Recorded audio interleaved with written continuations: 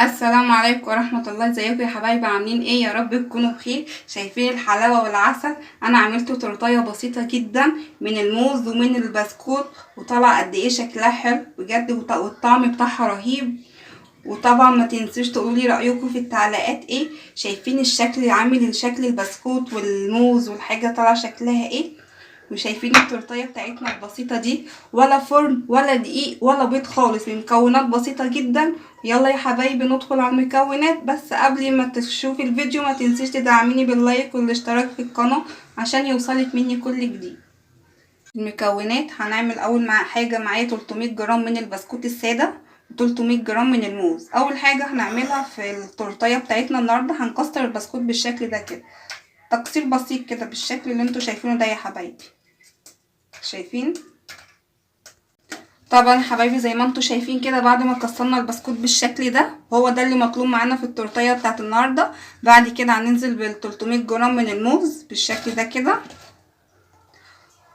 وبعد كده نقلبهم مع بعض. طبعا تابعي معايا في الفيديو للاخر عشان نحضر صوص الشوكولاته مع بعض.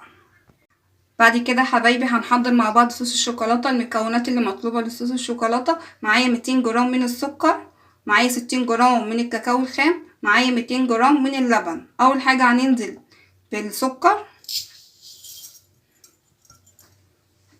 بعد كده هننزل بالكاكاو الخام، بعد كده حبايبي نقلب الاول السكر مع الكاكاو الخام. دي اول خطوه معانا للصوص الشوكولاته اللي احنا هنعملوه مع بعض بالشكل ده. بعد كده مش هنزل بكوبايه اللبن كلها، هنزل بنصها ونقلب. تمام يا حبايبي؟ بعد كده بقى نخلط كل الحاجات دي كده مع بعض بالراحه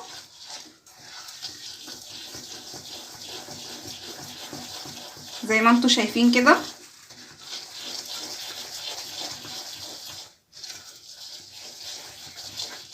بعد كده ننزل بحبه لبن كمان، بس بعد الخليط ده كله ما يتقلب مع بعض.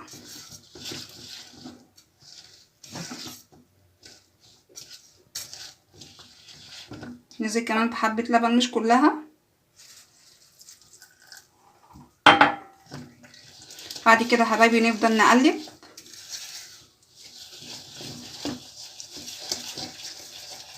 بعد كده حبايبي هنرفعها على نار هاديه. طبعا زي ما انتوا شايفين كده حبايبي، انا رفعتها على النار وعلى نار واطيه، موطيه عليها قوي شعره. ونقلب بقى كده بالراحه لحد الصوص الشوكولاته ده ما بيبقى عامل قوام كده كريمي. نفضل نقلب على طول كده حبايبي عشان يدينا القوام الكريمي بسرعه. شايفين لونه طالع حلو ازاي؟ لازم تجربي الوصفه دي، وهستنى رايكم في التعليقات.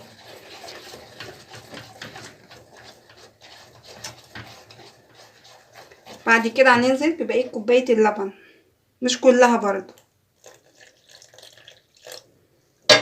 نفضل نقلب لحد ما بيربط معانا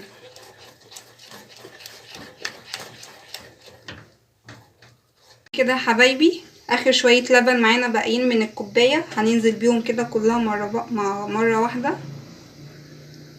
نفضل برضو نقلب وهو بدأ يربط معانا زي ما تشوفي معايا في الفيديو. هو بدأ يتخن، واهم حاجه يبقى النار واطيه قوي هاديه كده، ما تكونش عاليه عشان يربط بالراحه وما يكلكعش مننا. شايفين يا حبايبي بدأ يتخن اهو معانا.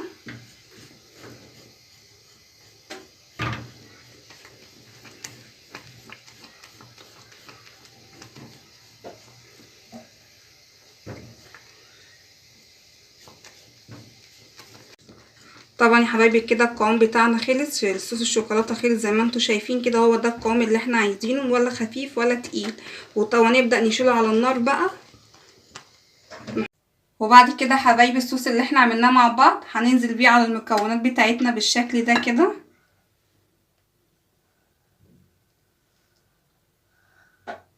زي ما انتوا شايفين كده. ماشي يا حبايبي. بعد كده بقى نرجع نقلب كده كل الخليط ده كده مع بعض بصوص الشوكولاته كده يا حبايبي بعد ما حطينا صوص الشوكولاته على الموز وعلى البسكوت، هي كده شايفين قد ايه طالعه شكلها حلو، قد ايه ريحتها طالعه حلوه قوي من الشوكولاته، بجد طعمها حلو قوي وتستاهل ان انت تجربيها. بعد كده يا حبايبي انا محضره معايا قالب معايا بالشكل ده كده، ده قالب ومقطعه فيه ورق زبده بالشكل ده. بعد كده هننزل بالخليط مع ايه في قلب القالب زي ما انتوا شايفين كده يا حبايبي. شايفين الصوص شكله حلو ازاي مع الموز مع البسكوت، بجد التورتايه دي رهيبه تحفه.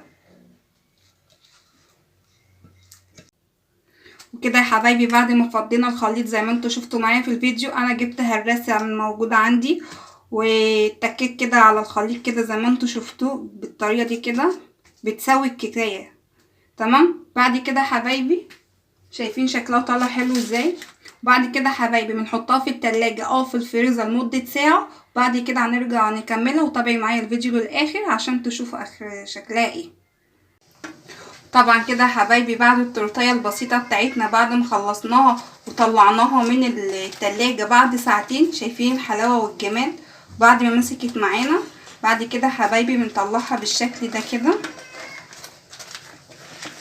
زي ما انتوا شايفين كده. ماشي يا حبايبي، وبكل سهولة بنشيل ورق الزبدة ده كده. شايفين شكلها حلو ازاي، طريقتها بسيطة جدا زي ما انتوا شايفين كده يا حبايبي. بعد كده نكون انا مجهزة معانا طبق بالشكل ده ونقلبها كده عليه، وبكل سهولة بنشيل ورق الزبدة كده يا حبايبي.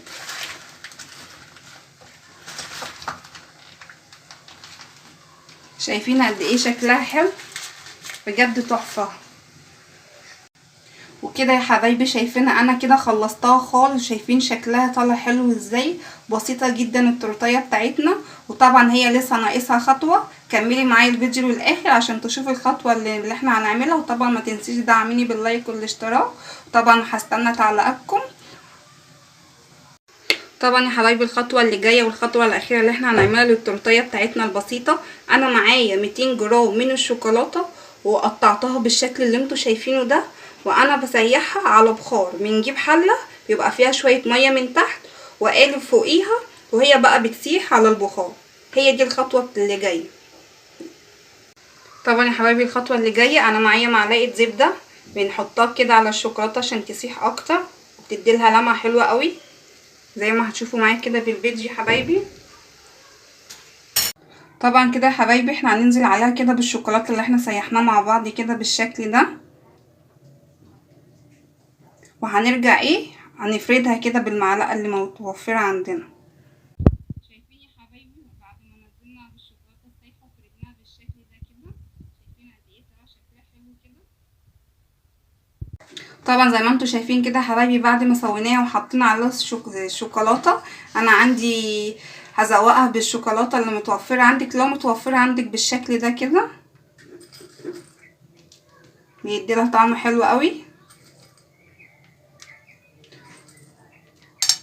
طبعا كده يا حبايبي احنا وصلنا لنهايه الفيديو كده بعد ما خلصنا التورتيه البسيطه بتاعتنا الجميله. طبعا ما تنسيش تدعميني باللايك والاشتراك في القناه، وبألف هنا يا حبايبي.